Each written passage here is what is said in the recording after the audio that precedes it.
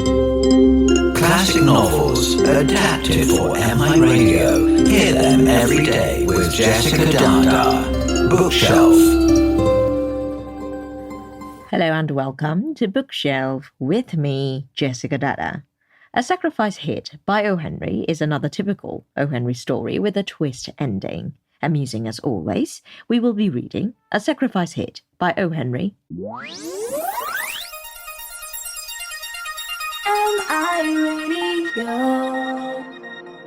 The editor of the Hearthstone magazine had his own ideas about the selection of manuscript for his publication.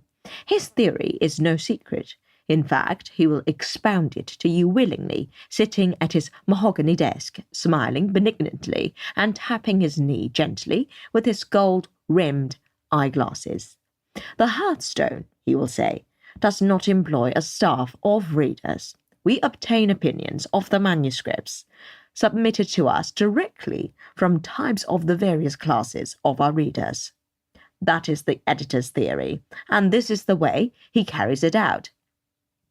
When a batch of MSS is received, the editor stuffs every one of his pockets full of them and distributes them as he goes about during the day. The office employees, the hall porter, the janitor, the elevator man, messenger boys, the waiters at the cafe where the editor has luncheon, the man at the newsstand where he buys his evening paper, the grocer and milkman, the guard on the 5:30 uptown elevated train, the ticket chopper at 60th Street, the cook and maid at his home. These are the readers who pass upon a message sent in to the Hearthstone magazine. If his pockets are not entirely emptied by the time he reaches the bosom of his family, the remaining ones are handed over to his wife to read after the baby goes to sleep. A few days later, the editor gathers in the MSS during his regular rounds and considers the verdict of his assorted readers. This system of making up a magazine has been very successful, and the circulation, paced by the advertising rates, is making a wonderful record of speed.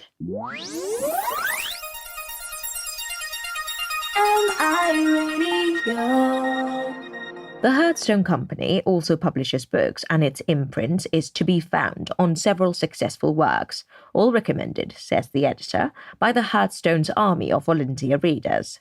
Now and then, according to talkative members of the editorial staff, the Hearthstone has allowed manuscripts to slip through its fingers on the advice of its heterogeneous readers that afterward proved to be famous sellers when brought out by other houses.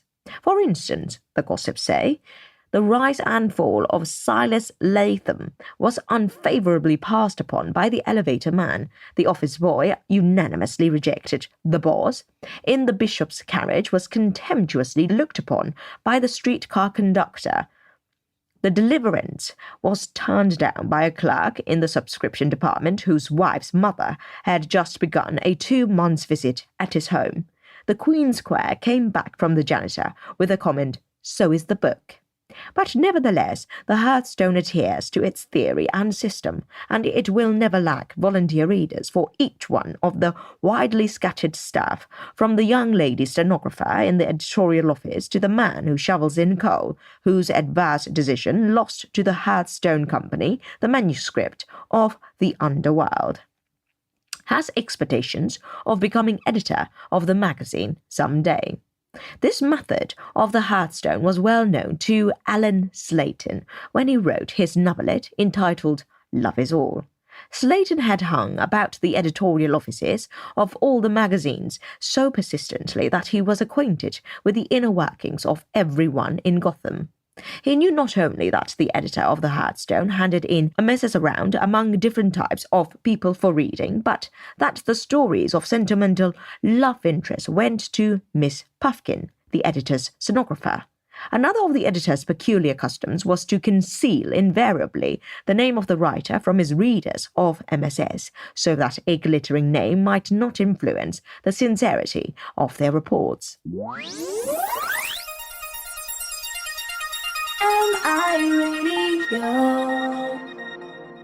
Slayton made Love Is All the effort of his life. He gave it 6 months of the best work of his heart and brain. It was a pure love story, fine, elevated, romantic, passionate, a prose poem that set the divine blessing of love. I am transposing from the manuscript, high above all earthly gifts and honours, and listed it in the catalogue of heaven's choicest rewards. Slayton's literary ambition was intense. He would have sacrificed all other worldly possessions to have gained fame in his chosen art. He would almost have cut off his right hand, or have offered himself to the knife of the appendicitis, fancier to have realized his dream of seeing one of his efforts published in the Hearthstone. Slayton finished Love Is All and took it to Thy Hearthstone in person. The office of the magazine was in a large, conglomerate building, presided under by a janitor. As the writer stepped inside the door on his way to the elevator, a potato masher flew through the hall, wrecking Slayton's hat and smashing the glass of the door. Closely following in the wake of the utensil flew the janitor, a bulky, unwholesome man, suspenderless and sordid, panic-stricken and breathless.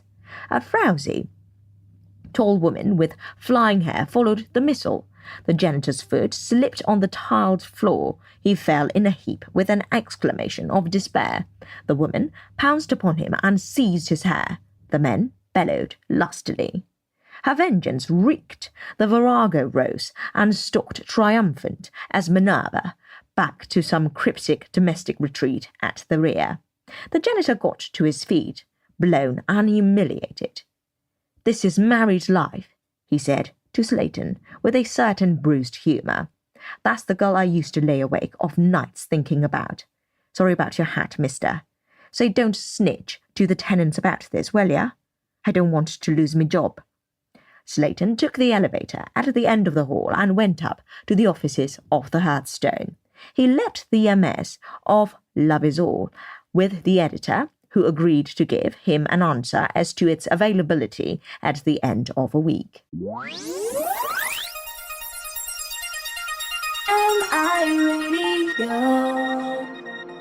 Slayton formulated his great winning scheme on his way down. It struck him with one brilliant flash, and he could not refrain from admitting his own genius in conceiving the idea. That very night he set about carrying it into execution. Miss Puffkin, the Hearthstone stenographer, boarded in the same house with the author. She was an oldish, thin, exclusive, languishing, sentimental maid, and Slayton had been introduced to her some time before. The writer's daring and self-sacrificing project was this. He knew that the editor of the Hearthstone relied strongly upon Miss Puffkin's judgment in the manuscript of romantic and sentimental fiction. Her taste represented the immense average of mediocre women who devour novels and stories of that type. The central idea and keynote of Love Is All was love at first sight, the enrapturing, irresistible, soul-thrilling feeling that compels a man or a woman to recognize his or her spirit mate as soon as heart speaks to heart. Suppose he should impress this divine truth upon Miss Puffkin personally. Will she not surely endorse her new and rapturous sensations by recommending highly to the editor of the Hearthstone the novelette Love Is All? Slayton thought so, and that night he took Miss Puffkin to the theatre. The next night he made vehement love to her in the dim parlour of the boarding-house. He quoted freely from Love Is All, and he wound up with Miss Puffkin's head on his shoulder and visions of literary fame dancing in his head. But Slayton did not stop at love-making. This, he said to himself, was the turning point of his life, and like a true sportsman, he went the limit. On Thursday night, he and Miss Puffkin walked over to the big church in the middle of the block and were married. Brave Slayton.